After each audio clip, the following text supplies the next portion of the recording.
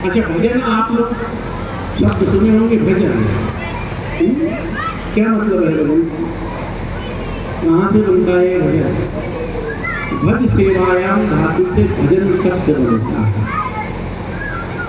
भजन गाते तो हो, लेकिन उसका अर्थ नहीं समझते। अर्थ क्या है?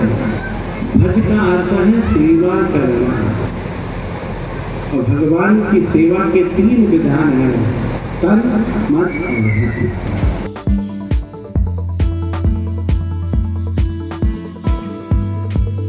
हेलो गाइस, सो देखिए यहाँ पे हम लोग का रूम के बगल में एक कथा होने जा रहा है।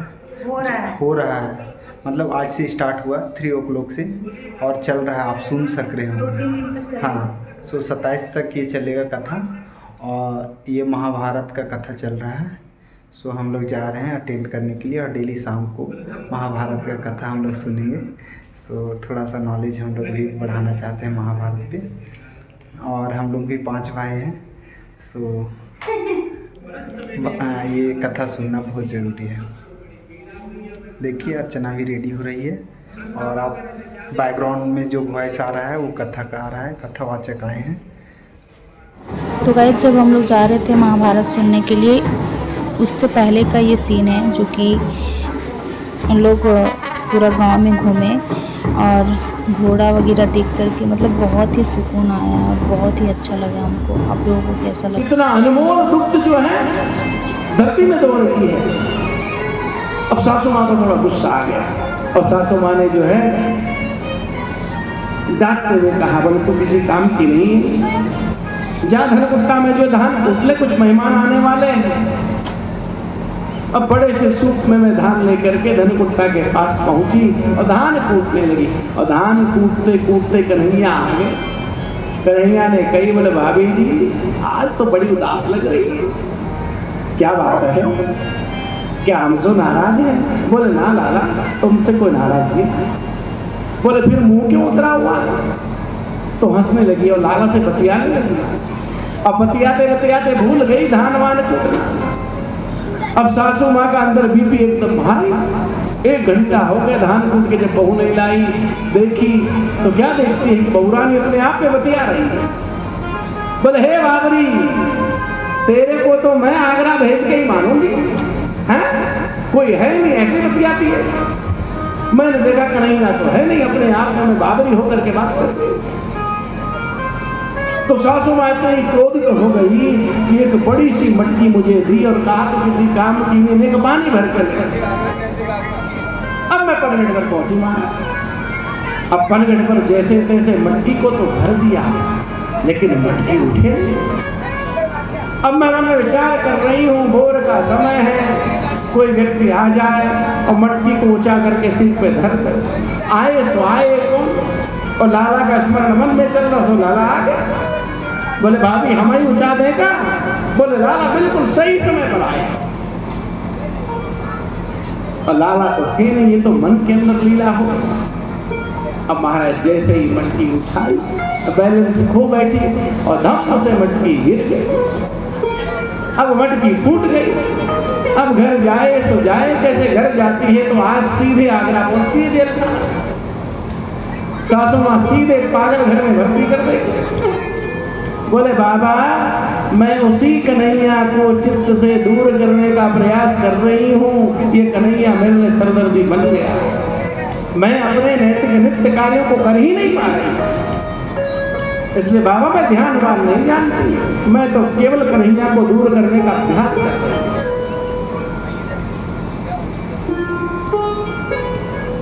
प्यारे याद रखिएगा, जिस दिन ऐसी भक्ति आती ना, उसी दिन जो है जीव का जीवन मंगलमय होता है। ठाकुर जी वो आप भगाना चाहें, लेकिन वो भागेंगे। आज का व्यक्ति तो चाहता है एक घड़ी के लिए सही, एक पल के लिए सही जो है मुझे मेरे प्रभु का दीदार हो जाए, लेकिन महाराज दीदार हो नहीं पा रहा। और गोपियों को देखकर वो भगाने को तैयार है, लेकिन नहीं भागते। और यही बात जो है सूत मुनि कह रहे हैं कि सकल भुवन मध्य निर्धनास्ते धन्या निवसति हृदय साम श्री हरेर भक्तिरेका हरिरपि निज लोकम सर्वथा तो विहाया प्रविशत तेषां भक्ति सूत्रोपनद्धा। बोले त्रिभुवन में उससे बड़ा भाग्यवान कोई नहीं है जिसके हृदय में भक्त निवास करती है। और भक्ति को जब ठाकुर जी हृदय में देखते हैं फिर ठाकुर जी का मन वहां नहीं लगता है। फिर ठाकुर जी जबरन जो है उस भक्त के हृदय में घुसपैठ करते हैं और भक्त महाराज उस भगाना भी चाहे ठाकुर जी को, लेकिन भक्ति जो है ऐसरे जो है प्रणय के सूत्रों से ठाकुर जी के चरणों को कस के बांध देती है कि ठाकुर जी जा नहीं पाता। और जीवन का परम साफल्य यही है कि ठाकुर जी हमारे मन से चाह करके जो नहीं जा पाए। हम कितना भगाएं, कितना गाली गलौज दें, कितना ही उनका अपमान करें, कितना ही उनको दुत्कार करें, लेकिन ठाकुर जी हृदय से विहीन होकर के कभी जाए नहीं। यही जीव के जीवन की साफल्य। पर आज के हम को यही विराम करते हुए आए भजन के माध्यम से। कैसा है वो राम का नाम, कैसा है वो श्याम का नाम, तो भजनकार ने गाया।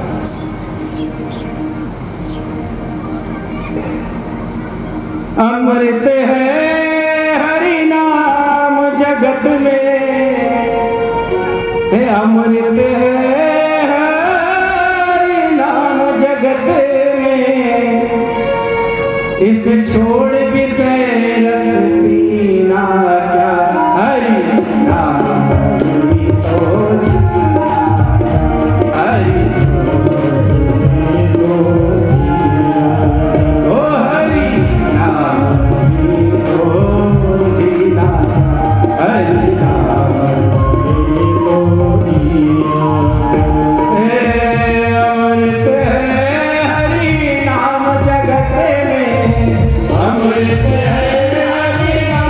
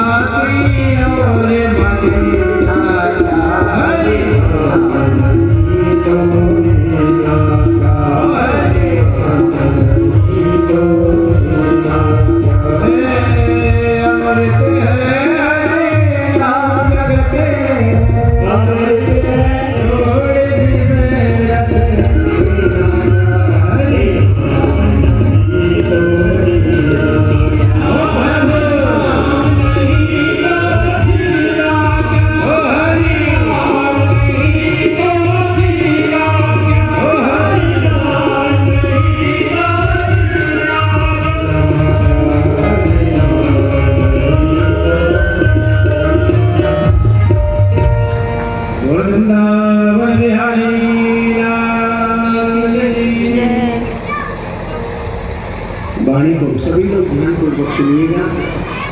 और पहली बात यह है कि धार्मिक यज्ञ अनुष्ठान आपके इस पावन क्षेत्र में हो रहा है। आप सभी को परमात्मा की सेवा करनी है, तो तन मन और धन से जो है ज्ञान यज्ञ को हम सभी ने संपादित करना है। तो उसी सेवा में प्रातः की जो सेवा है, उस सेवा का क्रम ठीक 4 बजे प्रारंभ हो रहा है। कितने बजे हो रहा है? 4 बजे। क्योंकि तन को तपाओगे तब तप होगा, और तप होगा तब मनोकामना पूर्ण होगी। तो ठीक 4 बजे मूल पाठ का पारायण व्यासपीठ से प्रारंभ होगा। कितने बजे में? 4 बजे में। और हर जगह का विधान है कि जब भी कथा हो उस समय मूल पाठ के दौरान जो है व्यासपीठ की 108 परिक्रमा का विधान है। ये तो हम लोग शहरों में आ गए हैं ना, तो शहरों में ज्ञान के भी धूमिल हो गए। हाँ, शहरों में आप देखेंगे 3 न सवेरे पूजा ना कुछ 3 घंटे का प्रवचन है। आज कथाएं नहीं, आज प्रवचन होने लगे हैं। और प्रवचन में कोई नियम आवश्यक नहीं है, पर ज्ञान यज्ञ का अनुष्ठान हो तो नियम आवश्यक है। तो पहला नियम है ठीक 4 बजे यहाँ पहुंचना है, पर सबन को नहीं, जिसको मेरा सामरा बुलाएगा उसको पहुंचना है। और वो जिसको बुला देगा उसके मेरा बाप की हिम्मत नहीं कि वो सोता रहेगा, उसको आना ही पड़ेगा हमारा। और ठीक 4 बजे नहा करके धो करके, जिनके मन में श्रद्धा हो, मेरी बात कह के मत आना, मैं तो 7 दिन का आपका मेहमान हूँ, 7 दिन बाद चला जाऊँ, उसकी कह के आना जो जन्म जन्मांतर आपका साथी है। और एक और बात, उसकी कह के भी मत रुकना जो इस जन्म का साथी है। ना ना ना ना ना, हाँ, वो देह का साथी हो सकता है, लेकिन आत्मा का पति तो केवल भगवान है। इसलिए विचार करके, विवेक करके वही व्यक्ति सवेरे 4 बजे यहाँ उपस्थित होगा। आप आए ना आए, व्यासपीठ तो सजेगी और व्यासपीठ का मूल पारण चलता है। और ये आपकी भक्ति की कसौटी है कि कितना खरा उतरते हो। भक्ति केवल कहने के लिए नहीं होना चाहिए, अरे महाराज हम तो बहुत भक्ति करते हैं, महाराज मंदिर में चंदा जो है हमारी तरफ से जाता है, महाराज जितने भी ज्ञान यज्ञ हो गए बिना हमारे दान के संपूर्ण हो ही नहीं सकते। पर भक्ति की कसौटी तो अब है सवेरे 4 बजे जिसको आना उसको 3 बजे उठना है, भक्त तो 4 बजे आएगा। और कसौटी पर जो तुला नहीं वो भक्त कैसा भैया? तो ठीक 4 बजे यहाँ मूल पाठ के साथ 1.5 घंटे का समय ज्यादा नहीं, मूल पाठ पारायण के साथ परिक्रमा का विधान है। जो आना चाहे उसका श्रम अभिनंदन व्यासपीठ से प्रयास करें सभी। यहाँ पुरुषोत्तम मास चल रहा है। ये पुरुषोत्तम मास आप जानते हैं, इसको पुरुषोत्तम मास क्यों कहते हैं? प्रत्येक जो मास है उनके अलग अलग स्वामी हैं। इस मास के स्वामी केवल और केवल भगवान श्री हरि है। इसको मणिमास भी कहा जाता है। इस मास को मेरे प्रभु ने जब बनाया उसके पीछे केवल एक रहस्य था कि हिरण्यकश्यप जो जीव है वो ब्रह्मा जी के द्वारा वरदान प्राप्त किया कि 12 महीने में कभी नहीं बना, और जो आया उसको करना है। तो न्यायपालिका में संशोधन हुआ और एक अमेंडमेंट पास किया गया कि भैया 12वां नहीं 13वां महीना, और तब इस मास को उत्पन्न किया भगवान श्री हरि ने। और इस मास का नाम मलमास हुआ। और इस मास में मांगलिक कार्यों को वर्जन किया गया। इसमें मांगलिक कार्य जैसे शादी, विवाह, मुंडन, आदि यज्ञ पवित्र आदि संस्कार नहीं होंगे। तो वो मलमास बेचारा रोने लगा। उसने कहा बोले महाराज आपने हमको बनाया, लोग तो हमको दुत्कार रहे, हमको नहीं मिला मलमास में। आपने हिरण्यकश्यप को मार दिया, सो अब हमको छुट्टी करो, आप 12 महीने में रहो, हमको 13 महीने के रूप में रहना ही नहीं, कोई हमको स्वीकारता ही नहीं। तो तब भगवान ने भगवान की लूट में जब ये मलमास पहुंचा तो भगवान ने कहा, मैं आज से तुमको स्वीकारता हूँ। प्रत्येक जितने भी मास हैं, चैत्र से लेकर के वैशाख से लेकर के चैत्र तक जो भी मास है, उनका एक एक स्वामी है। पर इस बलमास का स्वामी के रूप में जो है मैं तुमको स्वीकार करता हूँ। और उसी दिन इस बलमास का नाम परिवर्तन हो गया और इस मास का नाम हुआ पुरुषोत्तम मास। और भगवान श्री हरि ने कहा कि जो इस मास में नाम जाप करेगा, कथा सुनेगा, धर्म के कार्य करेगा, संस्कृति के कार्य करेगा, उसको अन्य मासों में किए गए कर्मों से भी अधिक फल इस मास में प्राप्त होगा। तो डिपेंड अपॉन सिचुएशन, आपको जो अच्छा लगे वो आप देखिएगा। बताना मेरा मतलब क्या है, पुरुषोत्तम मास है और पावन मास में यज्ञ चल रहा है। तो यज्ञ को यज्ञ की विधि से आप करें तो ठीक 4 बजे मूल पारण प्रारंभ हो, 4 से 5:30 उसका समय रहेगा। और गिनती के लिए आप घर से जो है टॉफी आदि भी ला सकते हैं, इलायची का दाना ला सकते हैं, जिससे 108 परिक्रमा आपकी पूर्ण हो। और निश्चित मानिएगा जिस कामना से दोगे वो कामना आपकी पूर्ण हो। तो याद रखिएगा, आपने केवल भागवत की परिक्रमा नहीं करनी है। मैंने शुरू में क्या कहा था, गंगा जमुना त्रिवेणी समस्त तीर्थों के तीर्थों के स्वामी, उन सबकी परिक्रमा का कल से लेकर के और महाराज 27 तारीख तक आपको लाभ प्राप्त होने वाला है। बड़ा भागी हो, इसलिए प्रसन्नता मनाओ, अपने भाग्य की सराहना करो। और सांझ को जो है रात्रि को जल्दी भोजन करके, अगर मोबाइल कम चला लो, साथ में व्हाट्सएप नहीं चलाओगे, फेसबुक नहीं चलाओगे तो कुछ बिगड़ने वाला नहीं है। संसार के जो कार्यक्रमों में निश्चित के वो हो गए रहने। उसके बाद ठीक पूजन का जो कार्यक्रम है वो 8 बजे प्रारंभ होगा।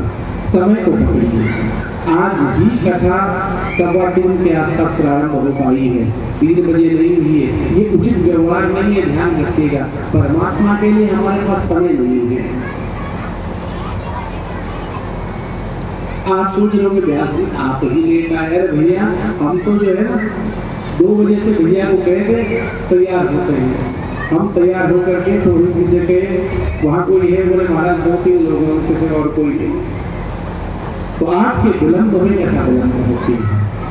तो पूजन का समय ठीक 8 बजे कर, क्योंकि यजमान है तो समय से खाएं।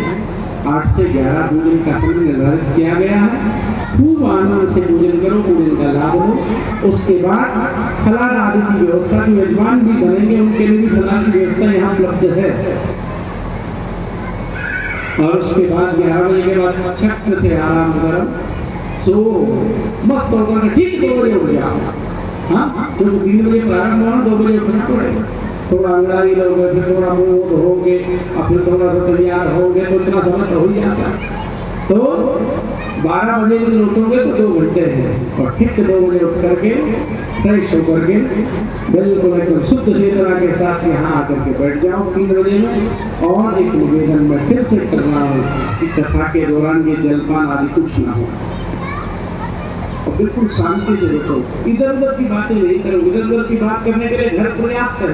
यहाँ तो केवल प्रभु से ही कनेक्शन होना है, भगवान की ही वार्ता है। बस सुनो, सुनना ही संसार में कठिन कहा गया है। बोल तो कोई भी सकता है, बोल तो आज व्यक्ति बोल रहा था। और हमारे जो 3 मेंबरों ने हमसे बताया, वो कह रहे हैं, उन पर कह रहे आपके जलपान की व्यवस्था बाहर नहीं है। अरे भैया, हम आपके नगर में आए, जलपान की व्यवस्था देखा, अरे आपका है, हमारा नहीं है। वो तो मेरे टीम के लोग अच्छे हैं, वो पलट करके जवाब नहीं देते हैं। वो मेरे से कहते हैं महाराज जी गर्मी उतनी हो गई, और गर्मी में आते ही व्यक्ति जो है बिल्कुल एकदम सवार हो गया। हम सब कहने लगा, बोले जलपान की कोई व्यवस्था नहीं। देखिए, हम तो मेहमान हैं, व्यवस्थाएं बनाना आपका कार्य है। समय से व्यवस्था चाहिए, समय से सजग रहिए, समय से आइए। और इतना ही मुझे कहना था। और ये कहना है कि खूब जो है इस मास में मन परमात्मा में लगाओ, आप सभी की मनोकामनाएं परिपूर्ण होगी। इन्हीं समस्त वचनों के साथ विराम दूं। एक बार जयकार में सभी लोग साथ जमाएंगे। बोल वृंदावन बिहारी।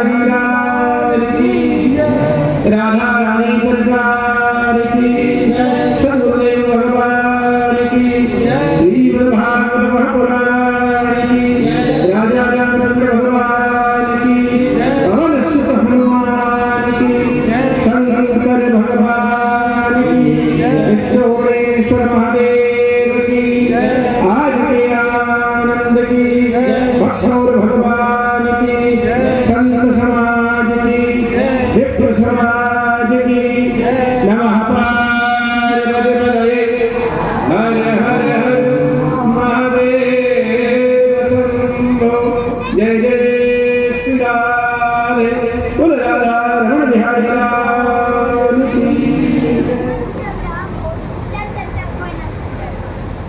नहीं है। तो इस यज्ञ में जिन भी सज्जनों ने सहयोग किया है, हमारे श्रीमान दीपक पुरोहित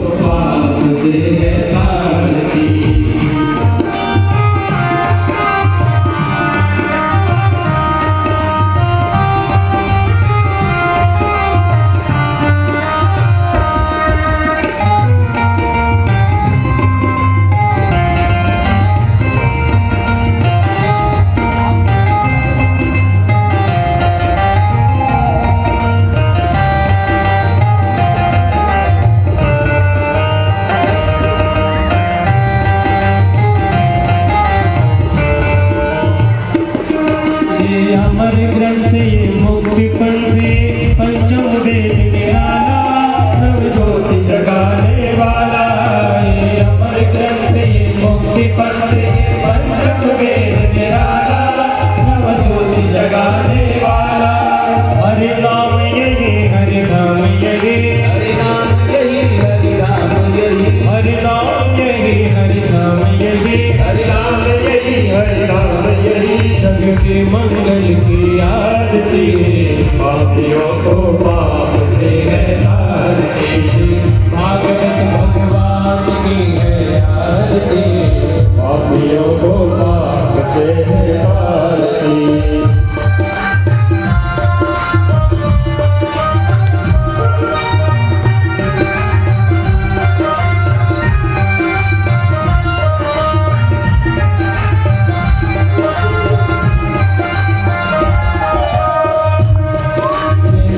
गीत पावन पुनीत पापों को मिटाने वाला हर दर्श कराने वाला।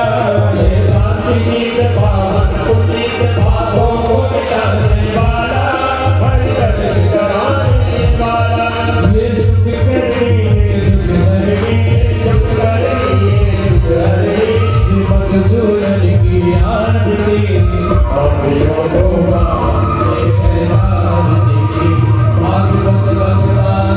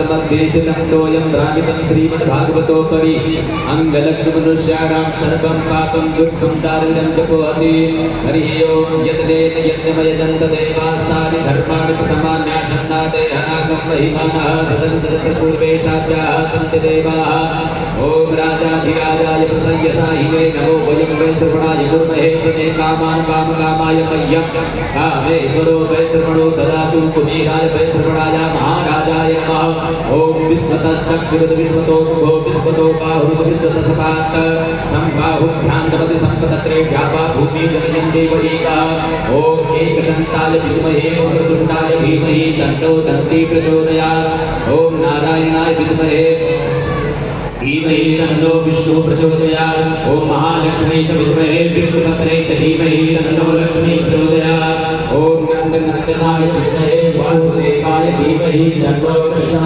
प्रचोदयात् ॐ प्रसवानुजाय च विद्महे कृष्णप्रियाय च धीमहि तन्नो राधा प्रचोदयात् श्रीवन्तिकानुकुलचक्रपाटलाजय पुन्नागजातकरवीरनशादपुष्पैः विद्रमपरवाद तुलसी जलमञ्जनेभिः वान्तोजयामि। गैस यहाँ पर पूजा हो गई थी ख़त्म, प्रसाद भी ले लिए थे और यहाँ से निकल गए थे, थोड़ा वॉक कर रहे थे अपना कॉलोनी में ही। तो आप देख सकते हैं शाम का समय है और कितना मस्त नज़ारा है। तो आज के लिए इतना ही, फिर मिलेंगे नेक्स्ट ब्लॉग।